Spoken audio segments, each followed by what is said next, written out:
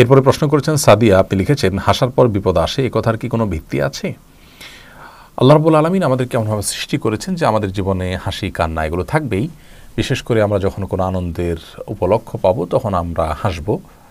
নবী করিম সাল্লাল্লাহু আলাইহি ওয়াসাল্লাম মুস্কি হেসেছেন, অতএব মুস্কি হাসাটা সুন্নাহ। কিন্তু অতিরিক্ত হাসাহাসি করাটা নিন্দনীয়।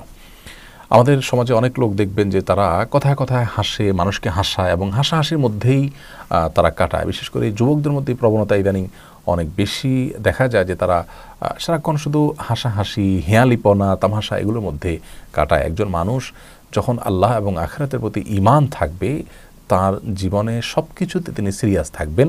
হাসির সময় এবং সুযোগ যখন আসবে, উপলক্ষ তৈরি হবে, তখন তিনি হাসবেন।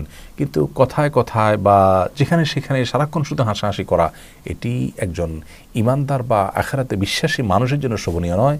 যার সামনে জান্নাত বা জাহান্নাম দুটি যে কোনো একটি অপশনে তাকে অবশ্যই যেতে হবে, সেই বিষয়টি রয়েছে। রাসূল আকরাম সাল্লাল্লাহু আলাইহি ওয়াসাল্লাম বলেছেন, তোমরা অতিরিক্ত হাসাহাসি করা থেকে বেঁচে থাকবে, কারণ ফাইন্নাহু ইউমিতুল কলব, কারণ অতিরিক্ত হাসাহাসি করলে মানুষের অন্তরকে এই হাসি, অতিরিক্ত হাসি মেরে ফেলে। এজন্য অতিরিক্ত হাসাহাসি করা উচিত নয়।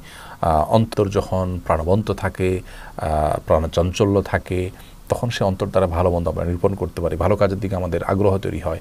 আর যখন খুব বেশি হাসাহাসি করি তখন আমাদের অন্তর মরে যায় এবং ভালো মন্দের প্রতি হিতাহিত যে জ্ঞান সেটি আমাদের কমে যায় এবং অন্তর অনেকটা নিষ্ক্রিয় হয়ে যায়। এটা খুবই ভয়াবহ একটি সাইন। এজন্য অতিরিক্ত হাসাহাসি করা থেকে আমাদের বেঁচে থাকা উচিত। কিন্তু তার মানে এই নয় যে আমরা কেউ হাসলেই তারপরে আমাদের কান্নার কোনো ঘটনা ঘটবে, কোনো বিপদ আসবে।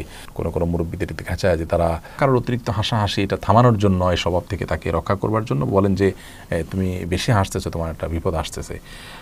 এটি নিশ্চয়ই কি আমাদের ধারণা। কোরআন হাদিসে এরকম কোনো কথা বলা হয়নি যে অতিরিক্ত হাসলে বা হাসলেই তারপরে কান্না আসবে, এমন কোনো কথা নেই। তবে অতিরিক্ত এবং অহেতুক হাসাহাসি করা এটি নিন্দনীয়, সেটি সম্পূর্ণ ভিন্ন বিষয়।